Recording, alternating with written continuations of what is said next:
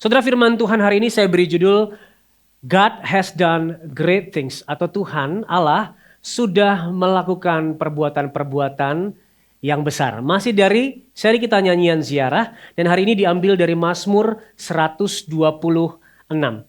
Nah, saudara, Mazmur yang akan kita baca hari ini sepertinya adalah salah satu Mazmur yang digubah menjadi lagu modern yang cukup terkenal di masa kita.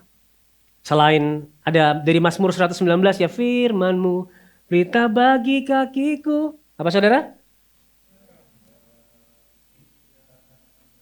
Ya, puji Tuhan pada tahu ya. Mazmur 23, Tuhan adalah gembalaku. Ada seperti rusa rindu sungaimu. Mazmur 42.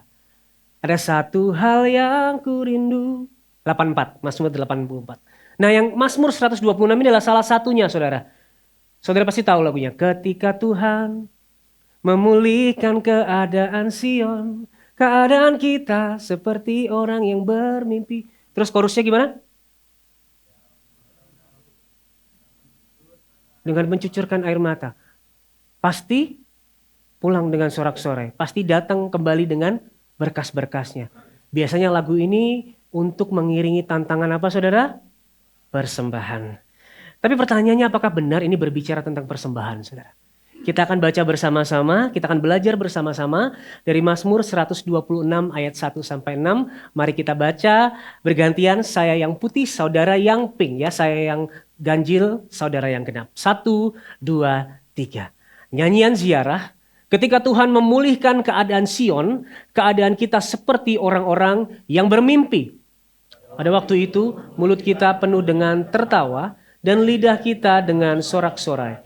Pada waktu itu berkatalah orang di antara bangsa-bangsa, Tuhan telah melakukan perkara besar kepada orang-orang ini. Tuhan telah melakukan perkara besar kepada kita, maka kita bersuka cita. Pulihkanlah keadaan kami ya Tuhan, seperti memulihkan batang air kering di tanah Negeb. Orang-orang yang menabur dengan mencucurkan air mata akan menuai dengan bersorak-sorai. Orang-orang yang pasti pulang dengan sorak-sorai sambil membawa berkas-berkasnya. Demikian firman Tuhan. Saudara, pertama kita perlu melihat konteks dari teks ini. Apa sih yang Tuhan pulihkan di sini? Ketika dikatakan ketika Tuhan memulihkan keadaan Sion. Nah, ternyata secara harafiah ini berbicara tentang bagaimana umat Allah dia bawa kembali dari pembuangan ke tanah perjanjian. Latar belakangnya adalah penghukuman Tuhan kepada bangsa Israel atas dosa dan pemberontakan mereka.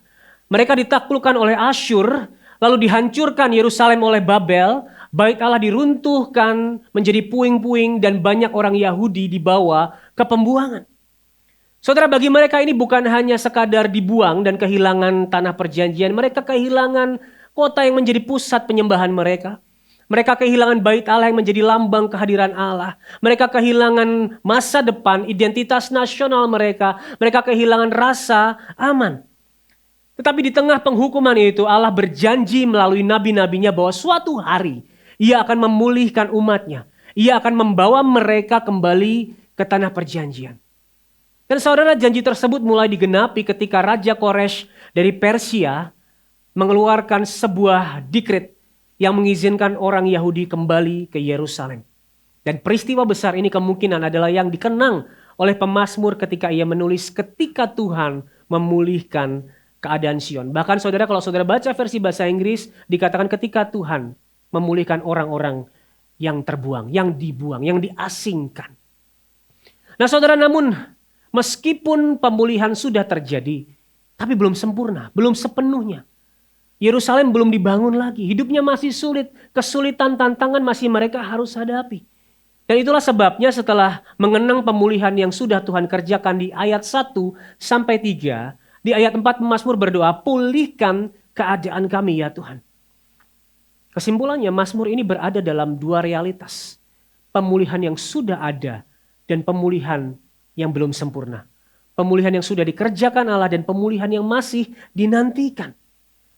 Dan saudara, bagi kita melihat Mazmur 126 ini, kita melihat bahwa Tuhan sudah melakukan perkara besar bagi kita. Kalau waktu itu orang Israel, Tuhan memulihkan keadaan orang yang tertawan, kembali pulang, tapi keadaan belum sempurna, masih memohon kepada Tuhan untuk memulihkan lagi. Ini menggambarkan saudara, Tuhan sudah melakukan perkara besar bagi kita. Ia sudah membebaskan kita dari tawanan dosa lewat penebusan Kristus. Tapi keadaan belum pulih sepenuhnya. Karena ada janji bahwa di ujung nanti, di akhirnya, semuanya akan dipulihkan. Minggu lalu kita belajar ketika semua dipulihkan, tidak ada lagi ketidakadilan, tidak ada lagi kejahatan. Yang ada adalah kita bersekutu dengan Allah selama-lamanya. Nah, di antara realitas ini, sudah tapi belum ini, teks kita hari ini memberikan satu petunjuk. Bagaimana seharusnya menyikapi dan meresponi kondisi ini. Saya akan bagi khotbah kita menjadi 3 poin. Dan poin pertama adalah remember and celebrate the great things the Lord has done for us. Mengingat, merenungkan, merayakan perbuatan besar yang Allah sudah lakukan bagi kita. Ayat 2 dan 3 bilang gini saudara, pada waktu itu mulut kita penuh dengan tertawa dan lidah kita dengan sorak-sorai ketika Tuhan memulihkan keadaan Sion. Pada waktu itu berkatalah orang di antara bangsa-bangsa, Tuhan telah melakukan perkara besar kepada orang-orang ini. Tuhan telah melakukan perkara besar kepada kita, maka kita bersukacita. Mazmur ini dimulai dengan sebuah ungkapan hati yang bersukacita, saudara. Dikatakan ketika Tuhan memulihkan keadaan Sion, keadaan kita seperti orang yang bermimpi. Maksudnya gimana? Maksudnya ini hal yang gak disangka-sangka, saudara. Kita gak nyangka, kata mereka ya, kita bisa balik ke tanah perjanjian dari pembuangan. Kita gak menyangka Tuhan benar-benar membawa kita kembali. Ini seperti mimpi yang tidak mungkin terjadi, tetapi terjadi. Mungkin hari itu mereka berkata satu dengan yang lainnya, coba cubit aku. Ini pasti mimpi. Saya gak akan suruh saudara cubit kanan kiri ya. Tapi hari itu mungkin kayak gitu, cubit aku, ini pasti mimpi. Nah, saudara pasti pernah mimpi yang sangat indah. Mungkin mimpi untuk punya sesuatu yang saudara tidak mungkin punya dalam kehidupan. Mungkin mimpi bertemu dengan idola saudara, kayaknya happy banget di dalam mimpi ya. Tapi pas bangun sepertinya keadaan tidak seperti mimpi. Lalu saudara sedih ya, wah ternyata cuma mimpi tadi malam. Nah nuansanya kayak gitu. Ketika bangsa Israel menyanyikan lagu ini, mereka sangat bersuka cita, tapi ini bukan mimpi. Seperti mimpi tetapi nyata. Tuhan telah memulihkan kita. Mereka berkata, He has done great things. Sebab itu mereka berkata, mulut kita penuh dengan tawa. Lidah kita penuh dengan sorak-sorai. Ada sukacita yang ajaib di tengah-tengah mereka. Bahkan digambarkan saudara bangsa-bangsa yang tidak mengenal Allah ketika melihat Israel dipulihkan, ketika melihat umat Tuhan dibawa kembali ke tanah perjanjian, mereka memuliakan Allah dan berkata Tuhan telah melakukan hal yang besar kepada orang-orang ini. Bahkan bangsa lain pun mengakui bahwa hari itu yang dilakukan Allah adalah hal yang tidak mungkin terjadi kalau bukan Tuhan. Lalu apa yang menjadi respon bangsa Israel atas apa yang Tuhan telah lakukan bagi mereka? Dikatakan Tuhan telah melakukan perkara besar kepada kita, maka kita bersukacita. Maka kita bersukacita. Saudara, melalui Mazmur ini ketika mereka menyanyikannya sambil berziarah ke Yerusalem, mereka mengingat apa yang Tuhan sudah kerjakan bagi mereka dan mereka bersukacita karenanya. Hal yang harusnya cuma ada di impian, hanya di angan-angan, ternyata Tuhan lakukan bagi mereka dan mereka bersukacita karenanya. Maka pertanyaannya bagi kita semua hari ini adalah seberapa sering kita merenungkan kebaikan Tuhan dan bersukacita atasnya. Di masa yang baik, apakah kita mengingat kebaikan Tuhan atau hanya mengingat masanya yang begitu baik? Di dalam masa kelam, apa yang menjadi fokus kita? Apakah kita tetap bisa merenungkan kebaikannya seperti Selah tadi? Apakah kita hanya fokus kepada hal-hal yang berat yang harus kita alami? Ataukah kita bisa mengingat kebaikan Tuhan? Saudara, kalimat Tuhan telah melakukan perkara besar ini adalah kalimat tema yang terus bergema, bergaung dalam kehidupan orang-orang yang sudah mengalami kasih karunia Allah. Saudara, sepanjang sejarah penebusan, umat Tuhan, mereka yang menyadari karyanya pasti tidak dapat berdiam diri. Pasti mereka memuliakan Allah atas apa yang ia telah lakukan.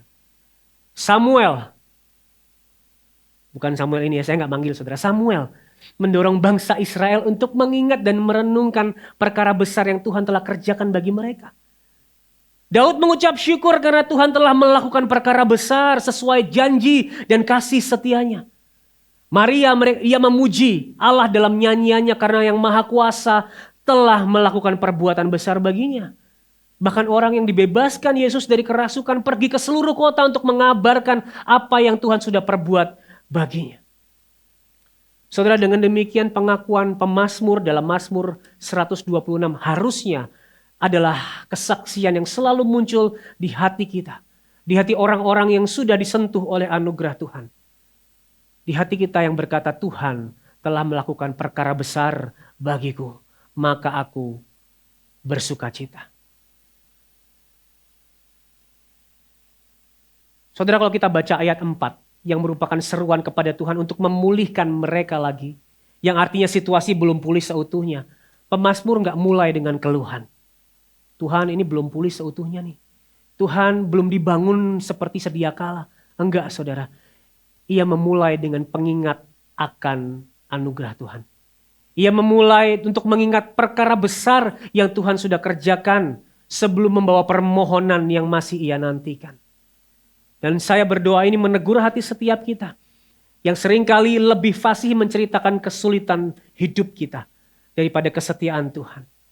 Saudara, Charles Spurgeon pernah berkata gini, saudara, beberapa orang Kristen sayangnya cenderung selalu melihat sisi gelap dari segala sesuatu dan lebih banyak berbicara tentang penderitaan yang mereka alami daripada tentang apa yang Tuhan telah lakukan bagi mereka. Mari tiap hari saudara kita renungkan kembali kebaikan Tuhan. Berkat-berkat apa yang selama ini kita lupa syukuri? Berkat-berkat apa yang selama ini kita lupa untuk bersukacita atasnya? Terlebih lagi berkat terbesar, yaitu salib di mana di dalamnya kita ditebus, kita diangkat menjadi anak-anak Allah. Dan pertanyaannya, apakah salib sudah menjadi biasa bagi kita? Kita terlalu sering mendengarkan salib dan menjadi biasa bagi kita.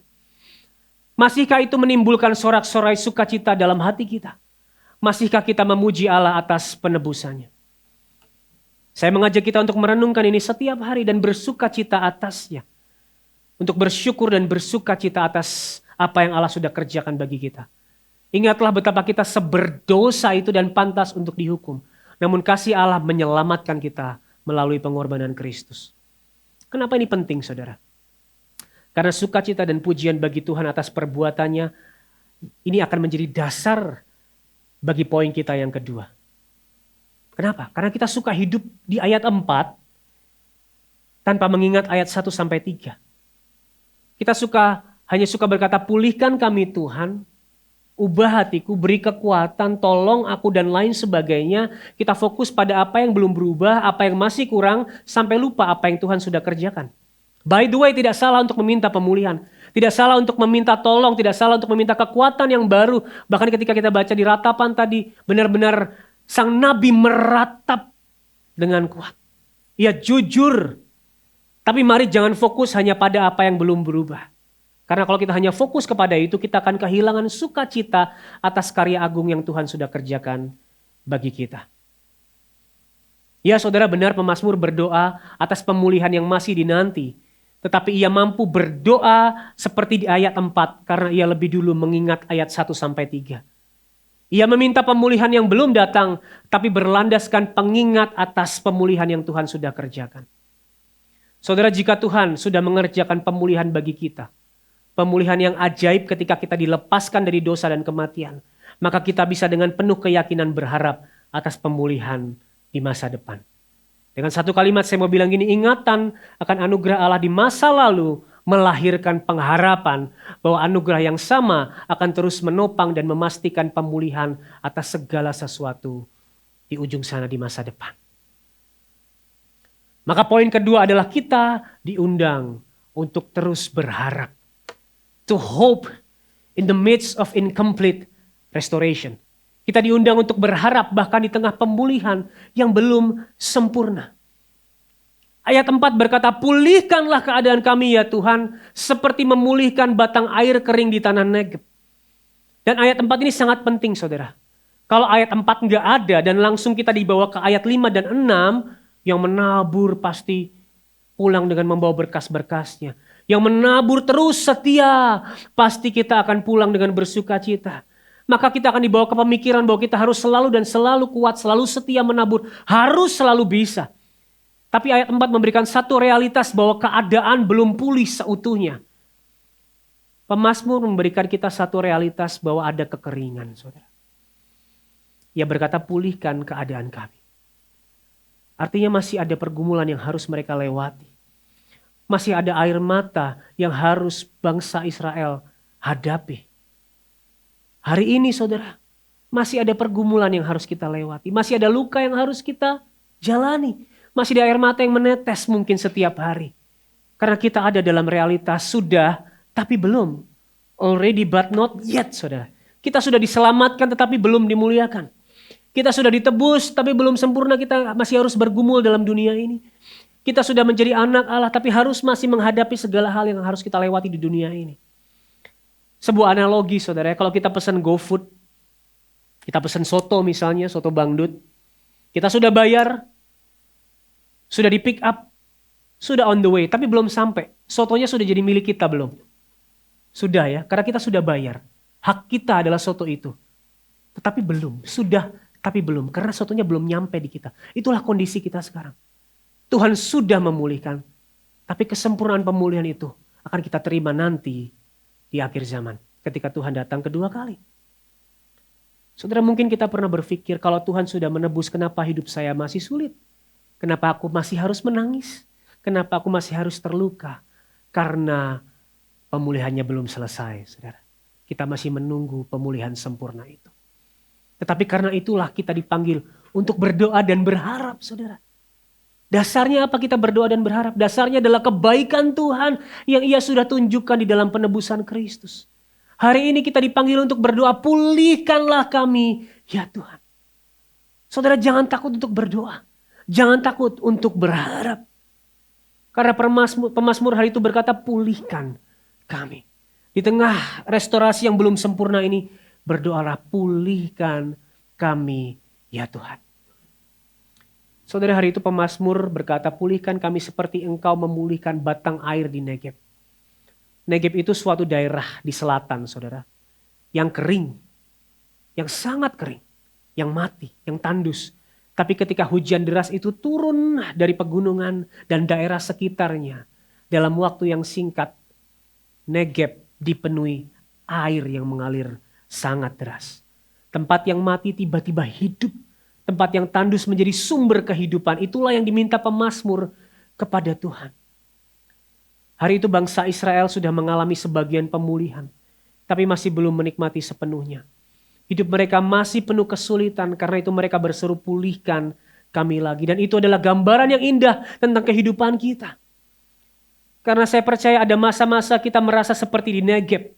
Semuanya kering. Doa sepertinya sangat kering, susah banget untuk berdoa. Keluargaku nampaknya seperti dalam relasi yang tidak baik-baik saja. Pelayananku tidak berkembang gitu-gitu aja. Pertumbuhan rohaniku sepertinya mandek, gak ada tanda-tanda perubahan. Tetapi saya berkata justru di titik seperti itulah. Titik di mana engkau merasa kering. Kita harus tetap berseru, pulihkanlah kami lagi, ya Tuhan. Kadang-kadang di saat yang kering, kita justru enggan untuk datang kepada Tuhan. Tapi hari ini kiranya firman Tuhan mengingatkan kita ketika engkau merasa kering. Disitulah momen engkau datang kepada Tuhan dengan jujur dan berkata, Tuhan, hari ini aku kering. Hari ini semuanya terasa tidak baik-baik saja. Maka pulihkanlah kami, ya Tuhan. Mazmur ini mengingatkan bahwa Tuhan sanggup untuk mengalirkan sungai di tempat paling tandus sekalipun. Dari sudut pandang kita hari ini mungkin rasanya begitu lamban. Tapi Tuhan sanggup melakukannya. Saudara, ayat 4 ini menjadi jembatan yang indah antara ayat 1-3 dan ayat 5 dan 6. Tuhan sudah melakukan perkara besar, karena itu kita bisa percaya bahwa Ia pasti melakukannya lagi. Tuhan sudah memulihkan, Ia pasti menyempurnakan pemulihan yang Ia mulai. Ayat 4 adalah doa yang harapannya didasarkan pada pemulihan yang Tuhan sudah kerjakan. Apakah hari ini engkau merasa kering? This is the moment. Inilah saatnya engkau berdoa dan berharap lagi. Pulihkan kami, ya Tuhan.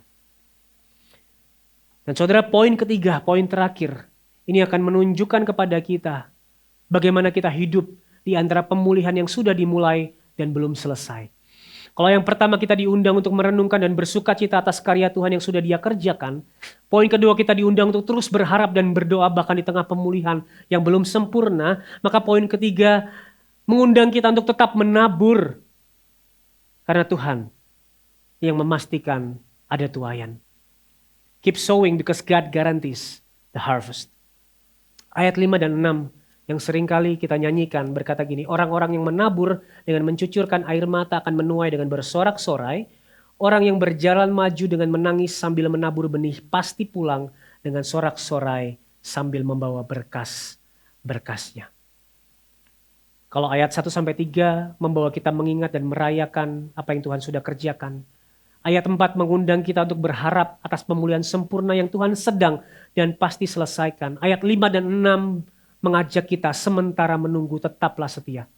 Tetaplah menabur dengan iman. Karena banyak orang yang pengen nuai tapi sedikit yang mau menabur. Saya ulang ya, banyak orang yang pengen menuai tapi sedikit yang mau menabur. Banyak orang yang pengen hasil tapi nggak mau tekun, saudara. Banyak orang yang pengen pegang mikrofon tapi sedikit orang yang mau pegang remote TV di rumah sebagai pengganti mikrofon ketika mereka berlatih. Banyak orang yang mau melayani dan memberi dampak tapi enggan punya relasi yang pribadi dengan Tuhan. Banyak orang yang ingin menuai, tapi sedikit yang mau menabur. Apalagi memang menabur seringkali disertai air mata. Karena menabur adalah tindakan iman kepada Tuhan yang bekerja, bahkan ketika kita belum melihat hasil. Analoginya petani, saudara. Ia menaburkan benih, ia belum melihat hasil, tapi ia tetap menabur karena ia percaya Tuhanlah yang memberi pertumbuhan. Dan kita semua punya ladang yang Tuhan percayakan untuk kita menabur. Dan sama sekali ini bukan berbicara tentang persembahan yang tuaiannya akan sampai ke rekening saudara. Para orang tua, para calon orang tua, mengajar firman kepada anak-anakmu, mendoakan mereka, memberi teladan, itulah ladang tempatmu menabur. Pasangan suami istri, yang terus belajar mengampuni, saling mengasihi, mendoakan pasanganmu, itulah tempatmu menabur. Engkau yang mendoakan sahabatmu yang sudah lama jauh dari Tuhan, engkau mendampinginya, itulah tempatmu menabur. Engkau menabur ketekunan di dalam pelayanan, engkau tekun memuridkan, engkau tekun mempersiapkan pelayananmu, itulah tempatmu menabur. Engkau menabur ketaatan pada firman Tuhan, kejujuran di pekerjaanmu, itulah tempatmu menabur. Tapi mari realistis saudara, tidak selalu hasilnya terlihat sesuai maunya kita. Dan gak bisa dipungkiri ketika hasilnya tidak sesuai dengan maunya, waktunya kita, jarang sekali kita bisa memandangnya dengan sukacita. Kalau orang yang engkau doakan tidak terlihat perubahannya. Ketika pelayananmu belum terlihat dampaknya. Ketika anak yang engkau terus doakan tidak kunjung bertobat. Disitulah engkau sedang menabur dengan mencucurkan air mata. Dan percayalah menabur memang lebih sering membuat kita meneteskan air mata. Dan jangan malu untuk mengakuinya. Jangan malu untuk menabur dengan meneteskan air mata. Karena Alkitab juga dengan jelas mengatakannya. Taburan seringkali dilakukan dengan tangisan dan air mata. Tetapi anyway, tetaplah menabur. Kenapa saudara? Karena kita sudah mendapat kepastian tuaian. Kepastian tuaian, kepastian sukacita yang bukan berdasarkan siapa kita. Bukan berdasarkan seberapa hebat kita menabur, tetapi berdasarkan Tuhan sang pemilik tuaian. Maka menaburlah. Menaburlah bahkan di tengah pemulihan yang belum sempurna. Menaburlah.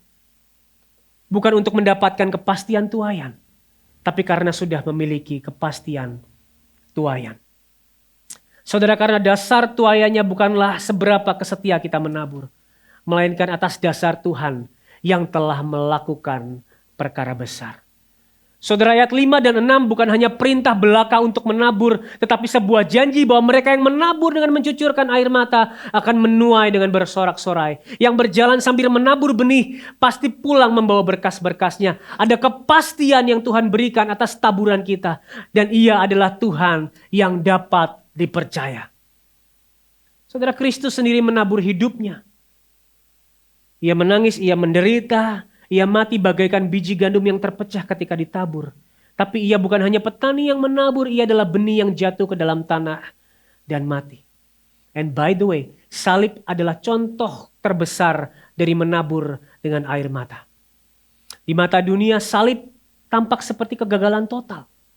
Ketika murid tercerai-berai, gurunya mati, semua harapan seakan dikubur bersama Yesus.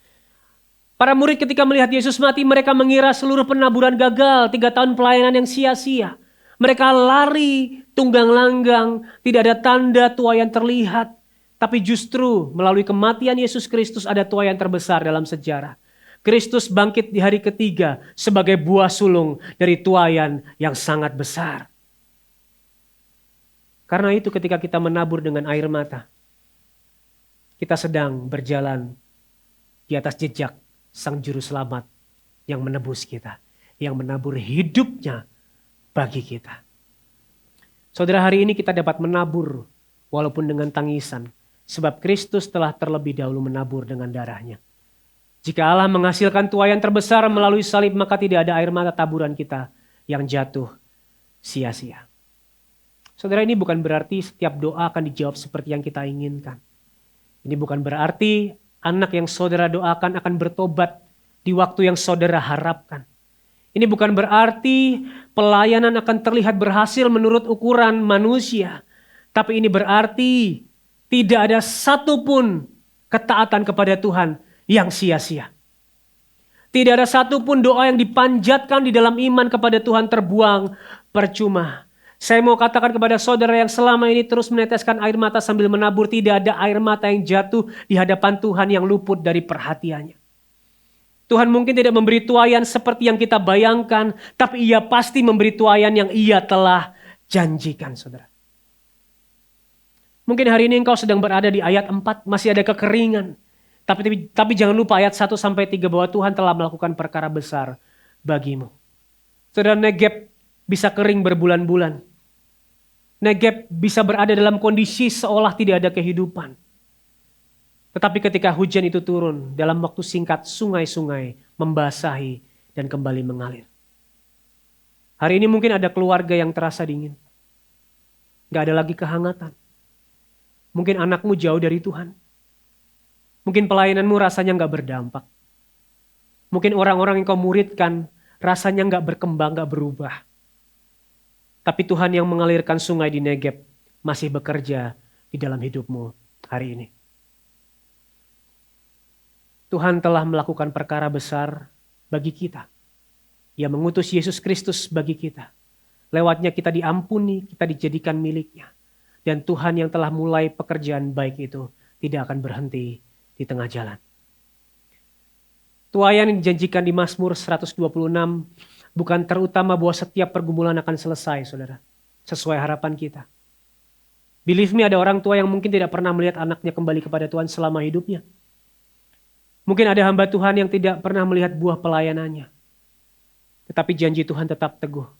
Sebab tuaian terbesar adalah pemulihan sempurna yang Allah sediakan bagi umatnya ketika Kristus datang kembali.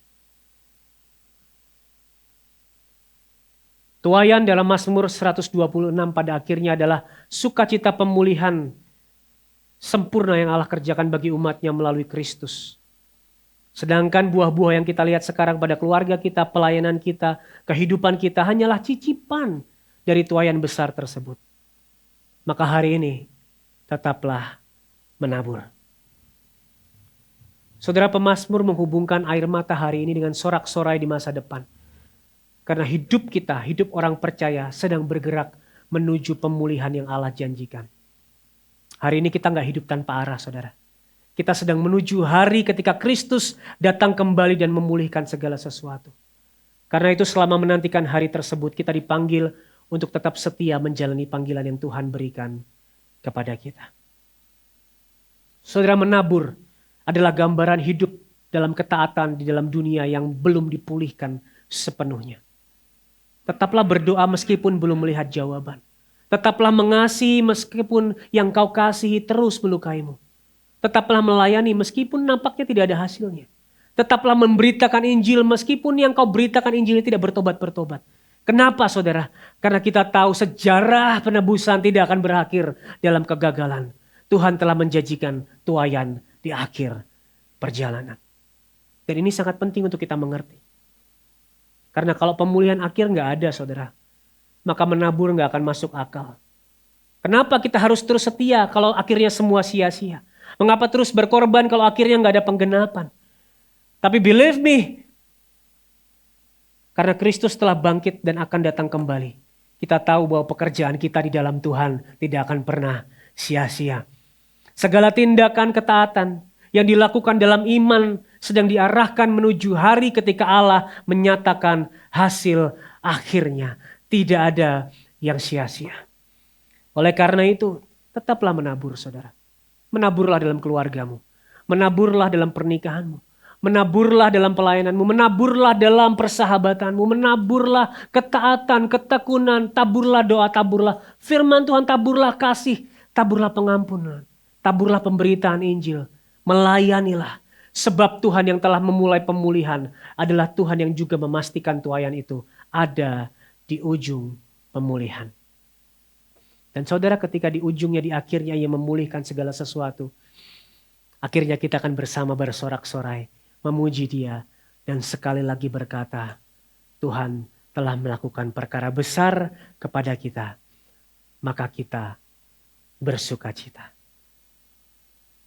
Maka itu firman Tuhan hari ini mengajak kita untuk tetap setia menabur. Sebab Ia yang berjanji adalah setia.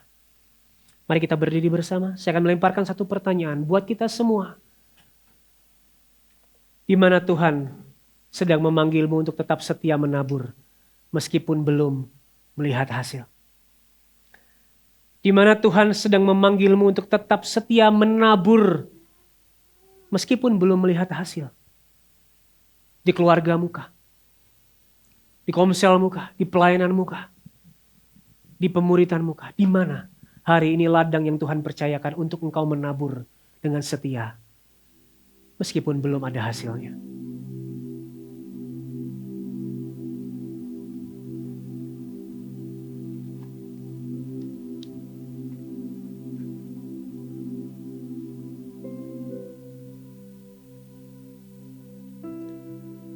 Mari tundukkan kepala saudara.